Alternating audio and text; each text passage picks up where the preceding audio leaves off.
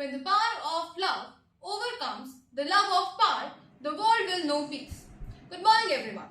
I am Drishti Singh from 11B, and today I have the privilege of speaking to you on a day that asks us not merely to remember history but to learn from it. Imagine an ordinary day in Hiroshima, an ordinary summer morning.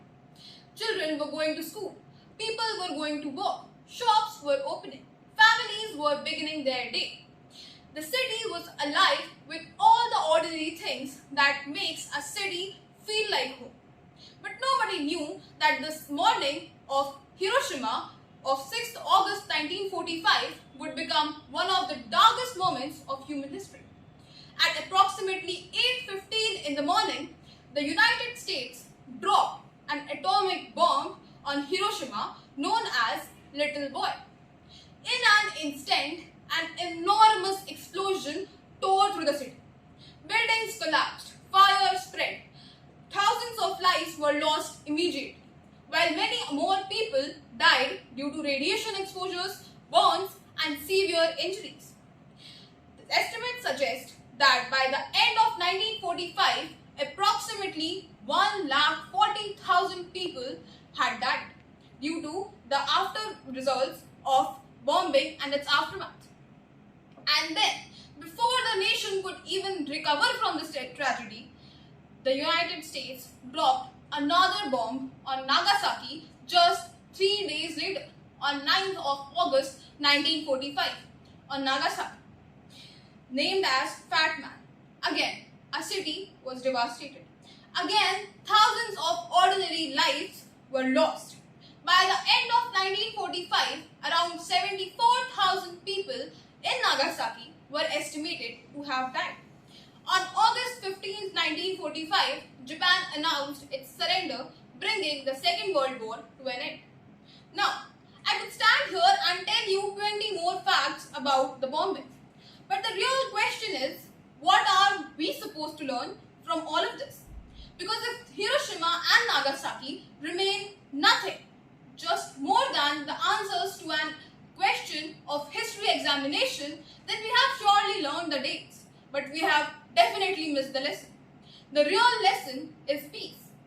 Peace is a word that we hear so often that sometimes it loses its meaning. We see world peace written on posters. We hold up placards saying, "Say no to war." And then we go back to our lives and forget about it. But ask yourself for a moment, what does peace actually look like? Is peace simply the absence of bombs? No. Peace is what happens when anger stops at the door instead of entering our hearts. Peace is what happens when we choose understanding over hatred. Peace is what happens when we realize that being right is less important than being human.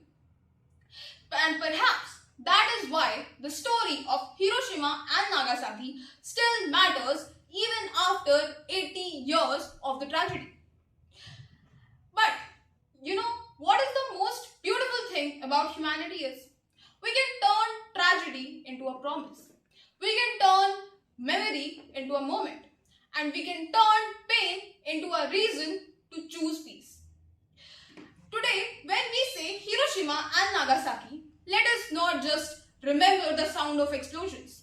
Let us also hear the silence of the lives that were lost. Let us also remember the families that could never return to their homes.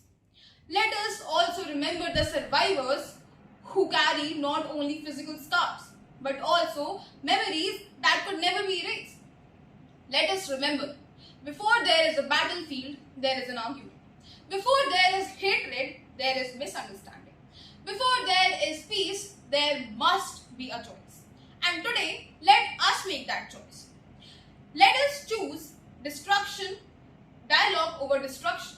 Let us choose humanity over hostility. Let us choose understanding over hatred. And let us choose peace over power.